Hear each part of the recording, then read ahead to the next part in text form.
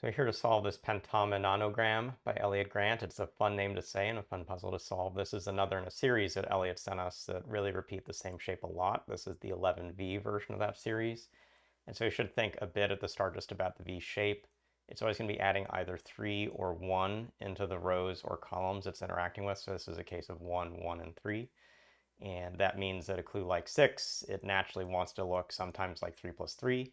And 3 plus 3 would have shapes like this, and this coming across. So like a 4 wide gap or a 2 wide gap or things touching straight away. But it's also technically possible, it may look hard in some parts of the grid, I think, to have like a 3 plus 1 plus 1. And in this case, what that would actually need, it looks like, is to actually take 10 cells. Everything that's a 1 up here would be 3 cells 2 rows away, because again, you take an element of size 1 and 3 with those V shapes. So some different things to think through as we get started, but that's something about the values of looking at the shape of V that we can do.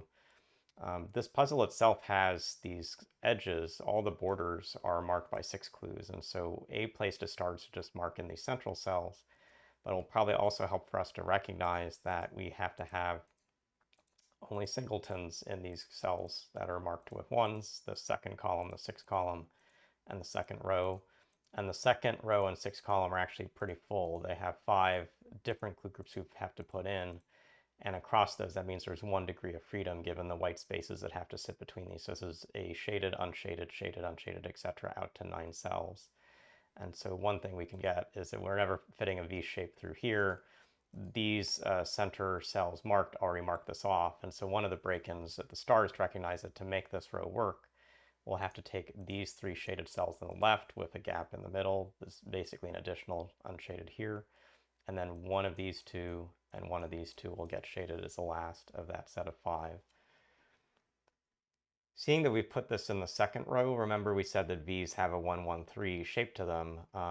This will always have to be vertical or have a vertical component, and that could come to the first row and then be able to extend out from here, or this could come down to the 4th row, but it's always the case that this will have to connect to a stretch of 3 in the long direction. So where this is 1 wide, this has to be 3 tall, and we at least have to take these cells in the 3rd row for this to work.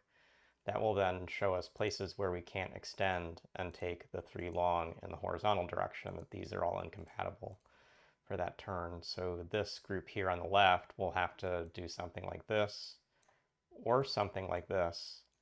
But notice in both situations we'll end up shading this cell here. So if it came like this would come up and over. And so first deduction I'm seeing that's going to help us a bit is to recognize that these have to continue at least to those cells, which means we will never reach over to here. This comes down. Marking some of this, and we also can actually say that these 5 are all shaded. These aren't shaded. That marks this in. It also marks this in because we've now limited the range of these rows. Marks off this cell.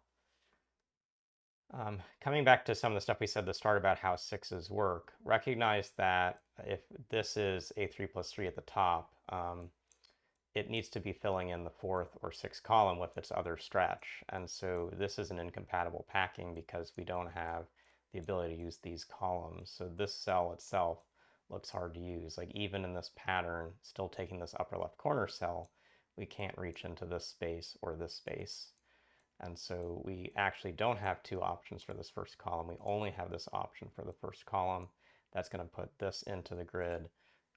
Once we actually see that this cell is marked off, it also forces this into the grid to get these shapes. That means this group comes up and over. It's going to force the other set for the 6 to be 3 across and down. So this is a 3 plus 3 in that space. That marks these off and gives this as the last single for this row. That means this will have to come down and across like so. This has right now, I think enough information with what's around it. There's no way this is 1 plus 1 plus 1. This has to be 3 long. These all marked off, and we don't know which comes across yet, but we'll come back to that in a second. Probably the bottom of the grid is now best to look at because we've now actually marked off more from the right side. So this 5 now has to use these 3 cells. This 6 has to use these cells. And I said before that this is a singleton, means there's going to be a horizontal here. So this 5 is 1 plus 1 plus 3. And the 3 is coming here, which means that the 2 1s are going to be coming up from the 6. we're unlikely to have a 1 here and then another 1, 1 with 3. That just never works with this 5 rows. So the 6 is a 3 plus 3. And we talked about the shapes of 6s before. So which of those are compatible with like a 5 row? The one that has a 2 gap is not compatible because you need to get 3 in the middle, not 2 in the middle. The one that has all these cells apart is also incompatible with 5. The only one that works for a 5 is the one that has the ones together, and then on one side of it would be 3 cells, whether left or right. So I'm trying to sketch this without yet placing it, but a thing you'll see is that you can't actually place that set with 2 verticals on the right side. There's not enough space for that to work.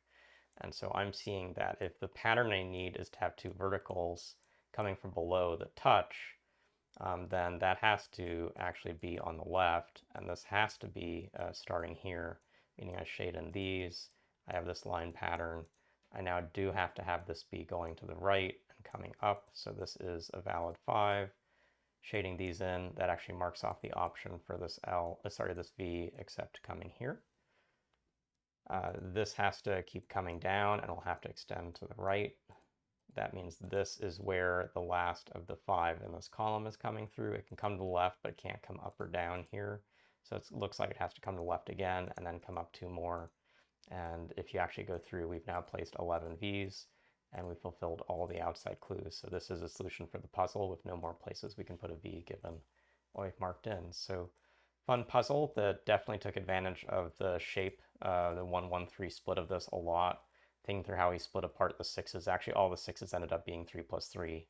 I showed you at the start you could have had a 1 plus 1 plus 1 plus 3 as long as you had 10 cells marked in the row or column that was 2 in from the edge of the grid. But in this case, it worked to have the 6s split this way, thinking through how the 6 split at the bottom here, that this 1 plus 1 has to be joined together to allow a single 3 on one side of it. I think this was the hardest part for me in the solve and was very much thinking about the shapes together that got me the wisdom of seeing that. So thanks for watching this video. Thanks, Elyot, again for this puzzle in the Pentominonogram series. And we'll see what more we have in the future. Thanks.